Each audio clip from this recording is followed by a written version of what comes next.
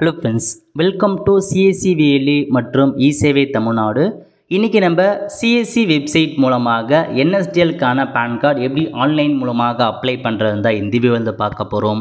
இந்த video skip பண்ணாமல் ஃபுல்லாக பாருங்கள். அது மட்டும் அல்ல, இந்த வீடியோ நிறைய பேருக்கு ஷேர் பண்ணுங்கள். ஓகே, ஃபஸ்ட்டு டிரல் சேவா போர்ட்டில் லாகின் பண்ணிக்கோங்க. லாகின் பண்ணதுக்கப்புறம் மேலே கொடுத்துருக்காங்க பாருங்கள் சர்ச் ஆப்ஷன். அதில் போயிட்டு என்எஸ்டிஎல் பேன் அப்படின்னு நீங்கள் சர்ச் பண்ண கீழே வந்துடுச்சு பாருங்கள். என்எஸ்டிஎல் பேன் சர்வீஸ்னு அதை கிளிக் பண்ணதுக்கப்புறம் இந்த மாதிரி தான் ஒரு பேஜ் ஓப்பன் ஆகும். இல்லை கீழே கொடுத்துருக்காங்க பாருங்கள் லாகின் வித் டிரல் சேவா கான்டாக்ட்னு அந்த ஆப்ஷன் நீங்கள் வந்து கிளிக் பண்ணால் போதும். ஸோ உங்களுக்கு இந்த மாதிரி தான் பேன் அப்ளை பண்ணுற பேஜுக்குள்ள வரும். ஓகே, இதுக்கு முன்னாடி யூடிஐ எப்படி அப்ளை பண்ணுறதுக்கான வீடியோ நம்ம சேனலில் போட்டிருக்கோம். லிங்க்கை டிஸ்கிரிப்ஷன் வந்து கொடுத்துறேன், செக் பண்ணி பாருங்கள். இப்போதைக்கு என்எஸ்டிஎல் பேன் அப்ளை பண்ண பார்க்க போகிறோம். ஸோ முதல்ல உங்களுக்கு அப்ளிகேஷன் மோட் 2 கொடுத்துருக்காங்க. ஒன்று ஸ்கேன் பேஸ்டு இசைன், எல்லாமே நீங்களே வந்து பார்த்தா அப்லோட் பண்ணுவீங்க. ரெண்டாவது இகேஒய்சி, இது ஆதார்லேருந்து ஆட்டோமேட்டிக்காக எடுத்துக்கும். ஸோ முடிஞ்சளவுக்கு ஸ்கேன் பேஸ்டு இசைன் அந்த மெத்தடை வந்து பயன்படுத்துங்க. ஓகே, கிளிக் பண்ணிட்டு அப்ளிகேஷன் டைப் வந்து கேட்டிருக்காங்க. நீங்கள் பேன் சிட்டிசன் அதில் ஆப்ஷன் நீங்கள் கொடுத்துக்கோங்க. கேட்டகரி இண்டிவிஜுவல் செட் பண்ணிக்கோங்க. பேன் டைப் கேட்டிருக்காங்க. உங்களுக்கு physical PAN card, e PAN card ரெண்டுமே வேணுன்றவங்க ஃபஸ்ட்டு கொடுத்துக்கோங்க.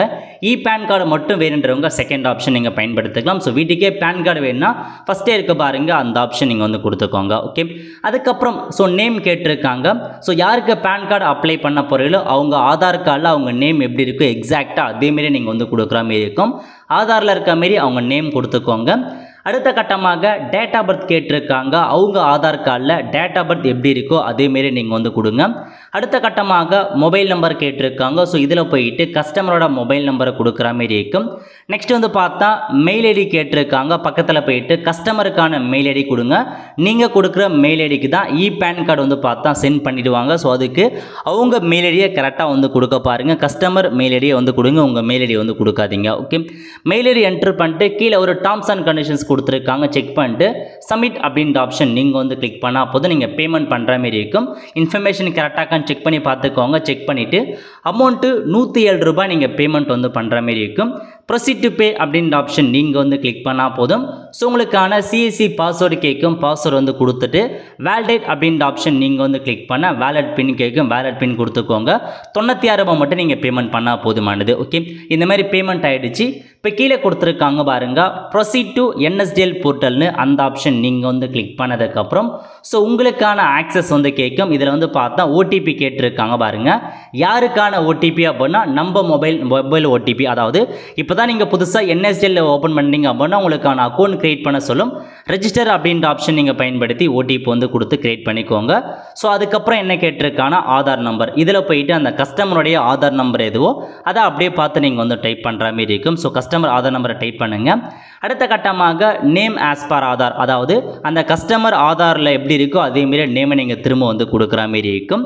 ஸோ நெக்ஸ்ட் என்ன கேட்டிருக்காங்கன்னா அப்படியே டைட்டில் கேட்டிருக்காங்க பாருங்கள். அதாவது அவங்க வந்து பார்த்தீங்கன்னா என்ன மாதிரி ஸ்ரீயா, எஸ்எம்டியா, குமாரியான்னு கேட்டிருக்காங்க. அதுக்கேற்ற மாரி அவங்களுக்கான டைட்டில் எதுவோ அதை நீங்கள் வந்து செலக்ட் பண்ண பாருங்கள். செலக்ட் பண்ணிட்டு இதில் வந்து பார்த்தா லாஸ்ட் நேம் கேட்டிருக்காங்க, ஃபஸ்ட் நேம் கேட்டிருக்காங்க. ஆதாரில் இருக்க மாரி so first name last name வந்து கொடுக்க பாருங்கள். ஸோ எந்த மாதிரி கேட்டிருக்காங்களோ அதுக்கேற்ற மாரி ஸோ கரெக்டாக வந்து கொடுத்துக்கோங்க. ஓகே, சிங்கிள் நேம் இருந்தால் லாஸ்ட் நேம் மட்டும் என்ட்ரு பண்ணுங்கள். ஆதார் கார்டில் இனிஷியல்லாம் இருக்குது அப்படின்னா ஃபஸ்ட் நேமில் அவங்க நேமும் லாஸ்ட் நேம் ஃபாதர் நேம் அந்த மாதிரி கொடுத்துக்கோங்க. So first name last name கரெக்டாக என்ட்ரு பண்ணிக்கோங்க. அடுத்த கட்டமாக ஜெண்டர் கேட்டிருக்காங்க. மேலா ஃபீமேலா அப்படின்ற மாரி அவங்க ஜெண்டரை கொடுத்துக்கோங்க. கொடுத்துட்டு கீழே ஒரு டேர்ம்ஸ் அண்ட் கண்டிஷன்ஸ் கொடுத்துருக்காங்க பாருங்கள் செக் பாக்ஸ். அதை நீங்கள் வந்து கிளிக் பண்ணிவிட்டு ஸோ கீழே அறிவிச்சிருக்காங்க பாருங்கள் உங்களுக்கு நெக்ஸ்ட்னு அந்த பேஜை நீங்கள் கிளிக் பண்ணிங்க அப்படின்னா ஸோ உங்களுக்கு இந்த மாதிரி ப்ரிவ்யூ பேஜ் ஓப்பன் ஆகும். நீங்கள் கொடுத்த எல்லா இன்ஃபர்மேஷனுமே கரெக்டாக செக் பண்ணி பார்த்துக்கோங்க. ஸோ செக் பண்ணிவிட்டு அந்த பேன் கார்டில் உங்கள் நேம் எப்படி வேணும்னு கேட்டிருக்காங்க பாருங்கள். ஸோ பேன் கார்டில் உங்களுக்கு எப்படி வேணுமோ அது ஆதார் படி கரெக்டாக நீங்கள் வந்து கொடுத்துக்கோங்க. இதுதான் முக்கியமான இன்ஃபர்மேஷன். பேன் கார்டில் உங்கள் நேம் எப்படி வேணும்னு கொடுத்துட்டு நெக்ஸ்ட் அப்படின்ற ஆப்ஷன் நீங்கள் கிளிக் பண்ணிங்க அப்படின்னா உங்களுக்கு அடுத்த பேஜ் வந்து ஓப்பன் ஆகும். ஓகே, பேரண்ட்ஸுக்கான இன்ஃபர்மேஷன்ஸ் கேட்டிருக்காங்க. ஃபாதர் நேம், அதாவது உங்களுக்கு so father name mother name மட்டும் வேணால் நீங்கள் எஸ் கொடுத்தீங்க அப்படின்னா மதர் நேம் மட்டும் நீங்கள் கொடுக்குற மாதிரி இருக்கும். பேன் கார்டில் நோ கொடுத்தீங்க அப்படின்னா ஃபாதர் நேமை நீங்கள் கொடுத்துக்கலாம். ஸோ பேன் கார்டை பொறுத்த வரைக்கும் ஹஸ்பண்ட் நேமை கொடுக்கக்கூடாது, ஃபாதர் நேம் மட்டும் தான் கொடுக்குற மாதிரி இருக்கும். ஏன்னா மற்ற எல்லா டாக்குமெண்ட்டுமே ஹஸ்பண்ட் நேம் கொடுத்துக்கலாம். பட் பேன் கார்டில் மட்டும் ஃபாதர் நேம் தான் கொடுக்குற மாதிரி இருக்கும். ஸோ ஃபாதரோட ஃபஸ்ட் நேம் லாஸ்ட் நேம் கொடுத்துட்டு ரீஎன்டர் ஃபாதர் நேமில் சேம் அதேமாரி first name last name click பண்ணிக்கோங்க. உங்களுக்கு மதர் நேம் வேணும் அப்படின்னா நீங்கள் மதர் நேம் என்டர் பண்ணிக்கலாம். ஏதாச்சும் ஒன்று மட்டும் ஃபாதர் நேம் மட்டும் கொடுத்தா போதுமானது. ஸோ மதர் நேம் கொடுக்கணும் அப்படின்னு நீங்கள் அவசியம் இருக்காது. ஸோ ஏன்னா வந்து பார்த்தா நீங்கள் ஏதாச்சும் ஒரு நேம் மட்டும் நீங்கள் கொடுத்துக்கலாம். ஓகே, ஸோ கீழே கேட்டிருக்காங்க உங்களுக்கு பேன் கார்டில் ஃபாதர் நேம் வேணுமா மதர் நேம் வேணும்னு கேட்டிருக்காங்க. நீங்கள் ஃபாதர் நேமே கொடுத்துக்கோங்க. ஸோ கொடுத்துட்டு நெக்ஸ்ட் அப்படின்ற ஆப்ஷன் நீங்கள் கொடுத்தா போதும் உங்களுக்கு அடுத்த பேஜ் வந்து ஓப்பன் ஆகும். அடுத்த கட்டமாக என்ன கேட்டிருக்காங்க, ஃபிசிக்கல் பேன் கார்டு ரெக்யரான்னு கேட்டிருக்காங்க. எஸ் கொடுத்துக்கோங்க.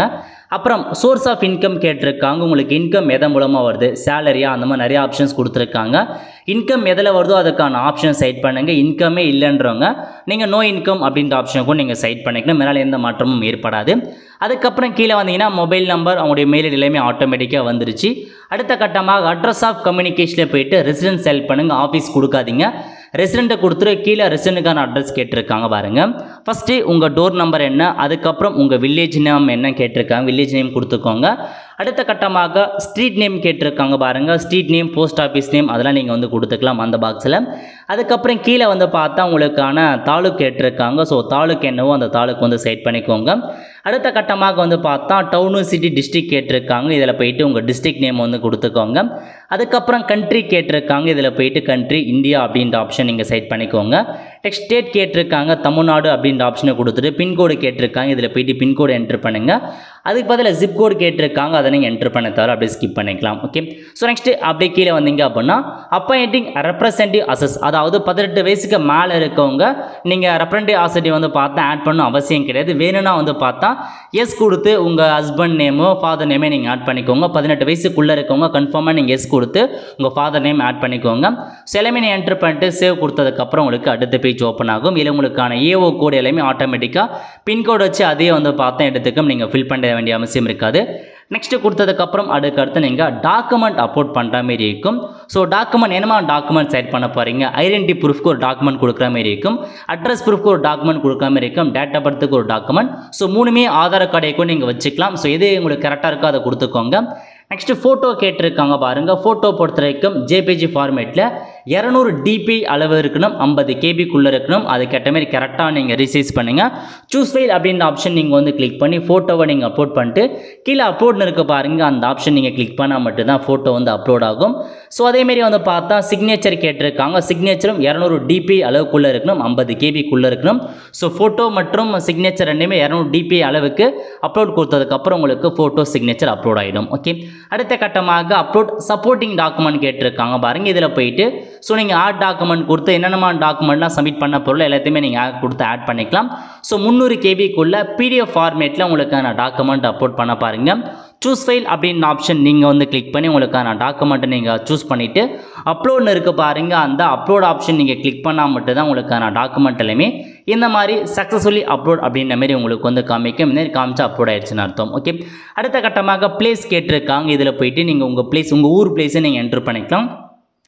என்ட்ரு பண்ணிட்டு சப்மிட் அப்படின்ற ஆப்ஷன் நீங்கள் வந்து கிளிக் பண்ணால் போதும். ஸோ ஃபைனலாக நீங்கள் கொடுத்துருக்க எல்லா இன்ஃபர்மேஷனையும் கரெக்டாக செக் பண்ண சொல்லும். கரெக்டாக செக் பண்ணி பார்த்துக்கோங்க. மிஸ்டேக்னா நீங்கள் இப்போ எடிட் பண்ணிக்கலாம். ஸோ எல்லாமே கரெக்டாக செக் பண்ணி பார்த்துட்டு அப்படியே கீழே வந்தீங்க அப்படின்னா உங்களுக்கு ஃபைனல் சப்மிட் ஆப்ஷன்ஸ் கொடுத்துருப்பாங்க. அதை வச்சு நீங்கள் ஃபைனலாக உங்களுக்கு அப்ளிகேஷன் நீங்கள் சப்மிட் பண்ணுற மாதிரி இருக்கும். ஓகே, ஸோ இந்த மாதிரி சப்மிட் பண்ணதுக்கப்புறம் இசைன் ஆதென்டிகேஷன் கேட்குது.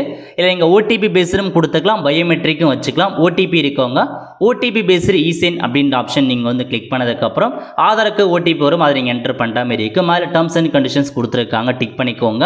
அந்த செக் பாக்ஸை டிக் பண்ணிவிட்டு கீழே கொடுத்துருக்காங்க பாருங்கள் ஆதார் நம்பர். இதில் போயிட்டு உங்கள் அந்த கஸ்டமருடைய 12 டிஜிட் ஆதார் கார்டு நம்பரை நீங்கள் வந்து என்டர் பண்ணுற மாதிரி இருக்குது. என்டர் பண்ணிட்டு சென்ட் ஓடிபி கொடுத்ததுக்கப்புறம் அவங்க ஆதாரில் கொடுத்துருக்க மொபைல் நம்பருக்கு ஓடிபி வந்து சென்ட் ஆகும். அந்த ஓடிபியை நீங்கள் அப்படியே பார்த்து என்ட்ரு பண்ணுங்கள். என்ட்ரு பண்ணிட்டு வெரிஃபை ஓடிபி அப்படின்ற ஆப்ஷன் நீங்கள் வந்து கிளிக் பண்ணால் போதும். ஓடிபி வெரிஃபை ஆகிட்டு உங்களுக்கான அப்ளிகேஷன் வந்து பார்த்தா அப்ளிகேஷன் சப்மிட் ஆகிடுச்சு. ஓகே, ஸோ இப்போதைக்கு பேன் கார்டுக்கான அப்ளிகேஷன் சப்மிட் ஆகிடுச்சு. உங்களுக்கான ரிசிப்டை மெயிலுக்கு அனுப்புகிறோம் அப்படின்னு சொல்லிட்டாங்க. அக்னாலஜ்மெண்ட் நம்பர் கொடுத்துருக்காங்க, நோட் பண்ணிக்கோங்க. இதை வச்சு உங்களுக்கான ஸ்டேட்டஸை நீங்கள் செக் பண்ணி பார்த்துக்கலாம். ஸோ ஒன்ஸ் அப்ளிகேஷன் சப்மிட் ஆனதுக்கப்புறம் 2 நாளில் உங்களுக்கு வந்து பார்த்தா பேன் கார்டு மெயிலுக்கு அனுப்பிடுவாங்க. கரெக்டாக 5 நாள் கழித்து ஸோ உங்களுக்கான பேன் கார்டை பிரிண்ட் பண்ணி அனுப்பிடுவாங்க. நீங்கள் கொரியர் மூலமாக எடுத்துக்கலாம். அதிகபட்சமாக 1 வீக் தான் டைம். அதுக்குள்ளே உங்களுக்கான பேன் கார்டு நீங்கள் கையில் எடுத்துக்கலாம். 2 டேஸில் உங்களுக்கான பேன் கார்டும் வந்துடுது NSDL. இதாங்க இன்ஃபர்மேஷன்.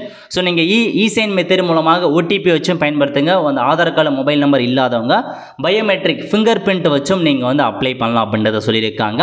ஸோ UTI கம்பேர் பண்ண சொல்ல NSDL வந்து பார்த்தா ரொம்பவே சிம்பிளிஃபைடாக ஈஸியாக தான் கொடுத்துருக்காங்க பேன் கார்டு அப்ளை பண்ணுறதுக்கு.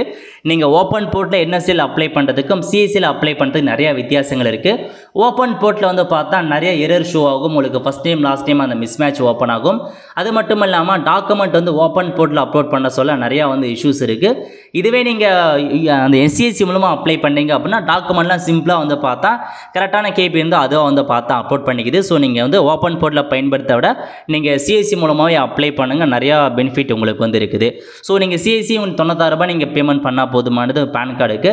ஸோ இந்த மாதிரி தான் நீங்கள் பேன் கார்டு அப்ளை பண்ணுற மாதிரி இருக்கும். ஆல்ரெடி UTI பேன் கார்டு எப்படி CSCயில் அப்ளை பண்ணி கொடுத்து நம்ம சேனலில் வீடியோ போட்டிருக்கோம். இப்போ NSDLக்கு போட்டிருக்கோம். ஸோ CSC ஐடி வச்சுருக்கவங்க மறக்காமல் ஷேர் பண்ணுங்கள். அவங்களுக்கும் இந்த வீடியோ வந்து ரொம்பவே வந்து யூஸ்ஃபுல்லாக இருக்கும். அவ்வளோ ஃப்ரெண்ட்ஸ், கண்டிப்பாக இந்த வீடியோ பிடிச்ச லைக் பண்ணுங்கள். அது மட்டும் அல்ல, இந்த வீடியோ நிறைய பேருக்கு ஷேர் பண்ணுங்கள்.